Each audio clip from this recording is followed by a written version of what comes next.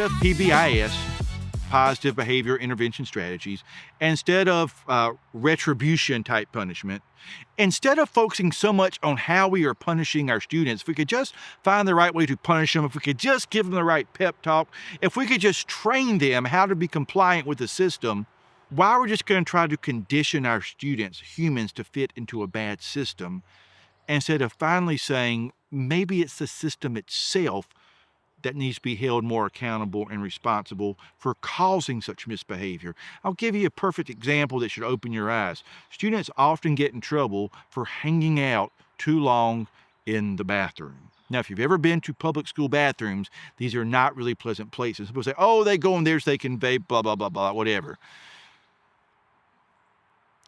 Bathrooms in schools are nasty. And isn't it sad that for many of our students, they would rather spend hours hiding in a stinky, nasty bathroom than have to go back and be compliant in an environment that is not really designed for human learning?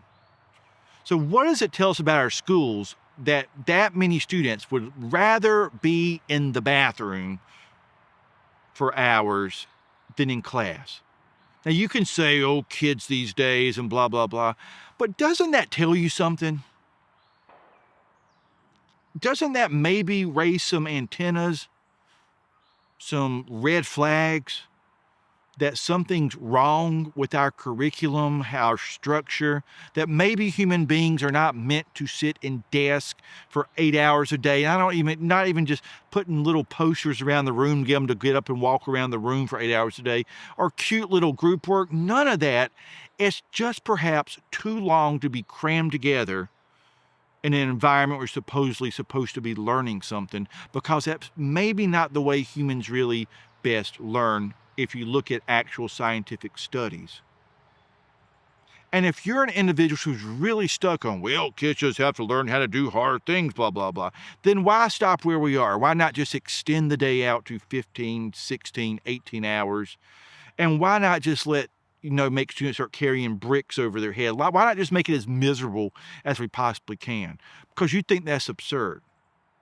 So clearly there's a level where you think it's absurd, that a system clearly is failing the individuals in it and could see how it's perpetuating bad behavior. That's not saying that you're helping students either if you just feel sorry for them and don't teach them how to be more responsible, to take accountability, to ask, what am I contributing versus what am I taking from the situations that I'm in, to be more self-aware. Yes, we need to help teach that as well.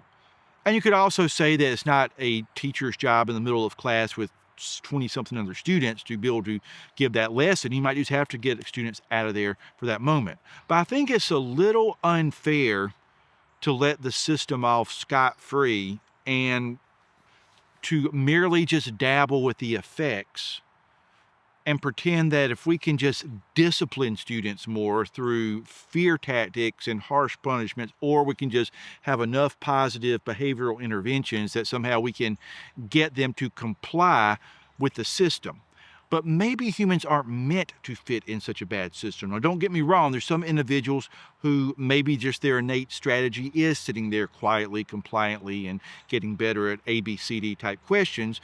But if we look at the data, real data, not just multiple choice test data, but actual scientific data about how humans learn best, if we were to actually build a system that was conducive to human well-being and learning, I have a hunch that behavior issues would go way down and authentic learning would go way up.